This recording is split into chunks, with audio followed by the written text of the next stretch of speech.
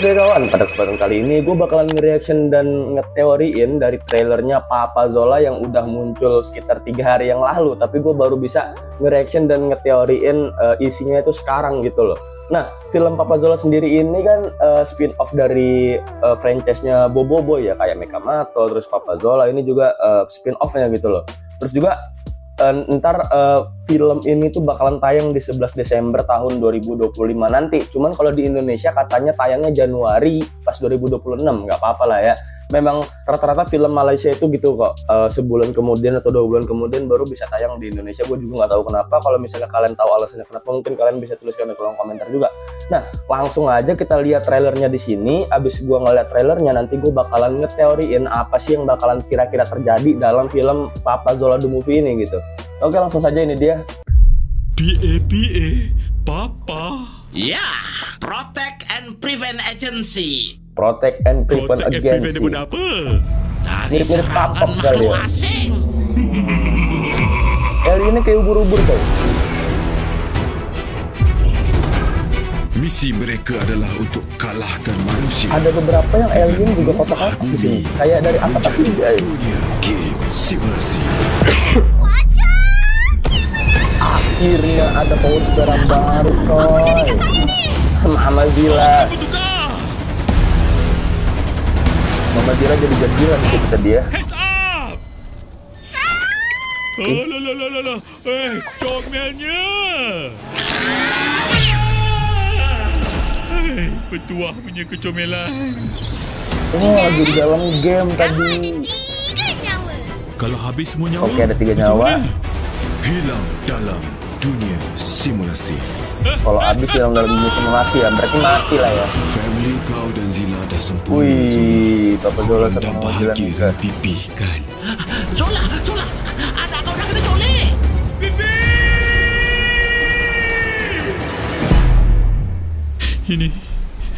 Ini semua salah aku. Pipi kan apa-apa di sini. Prioriti kita adalah untuk hentikan mereka dari aktifkan power sfera tu. Tapi kau dah terlambat. Kita perlu selamatkan Pipi. Oke, mau nyelamatin Pipi. Power sfera Ciboboy. Poster apa tadi nggak denger gue. Ntar aja deh.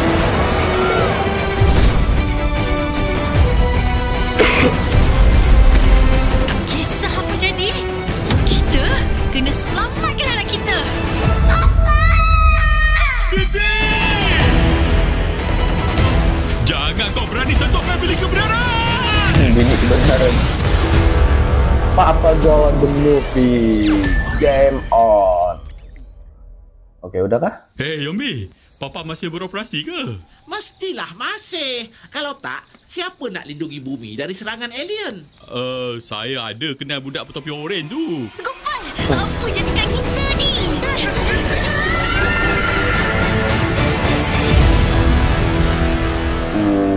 Oke.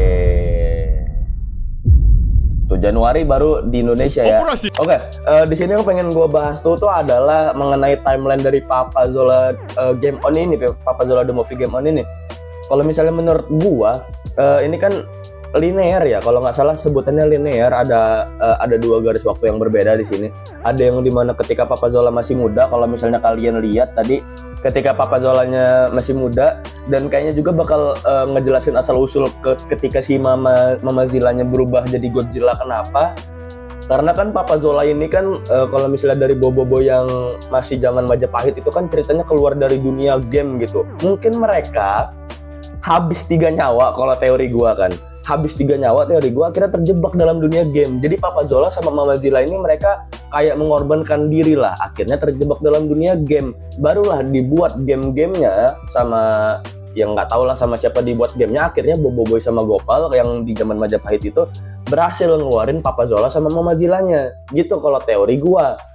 Jadi Papa Zola sama Mama Zila ini emang awalnya itu dari dunia nyata gitu loh. Terus mereka terjebak dalam dunia game, baru akhirnya berhasil dikeluarin lagi sama Bobo sama Gopal.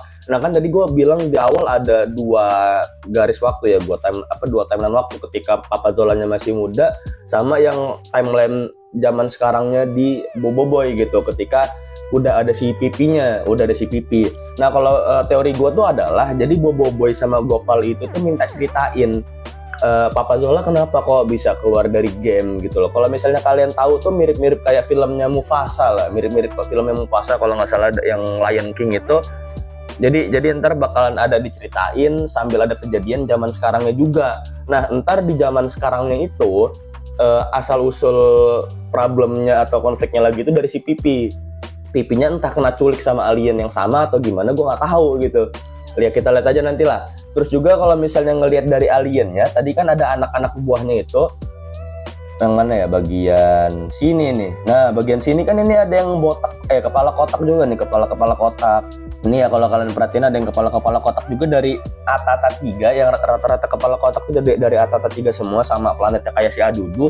Cuman di sini kaptennya kok dia kepalanya bulat kayak ubur-ubur. Gua rasa kayaknya ini bukan dari Atata 3 kalau misalnya si bosnya ini gitu loh. Soalnya setahu gua Kubulus kan ya, planet Kubulus, planet Atata 3 itu rata-rata kan mukanya tuh kotak semua. Gua nggak tahu kok apakah ada mukanya yang bulat kayak gini atau mungkin dia ada kelainan akhirnya dia berusaha untuk menjajah planet-planet lain, yaitu salah satunya bumi gitu kan, untuk dijadikan dijadikan dunia simulasi gitu, pengen dijadiin tempat mainan dia.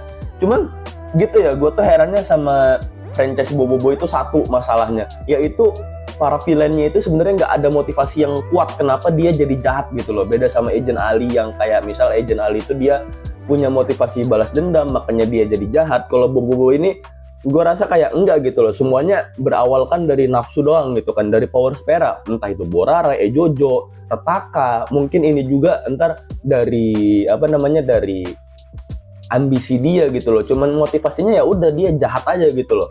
Kayak kalau dalam cerita-cerita sebelumnya kan para villainnya itu kan pengen ngambil power spera.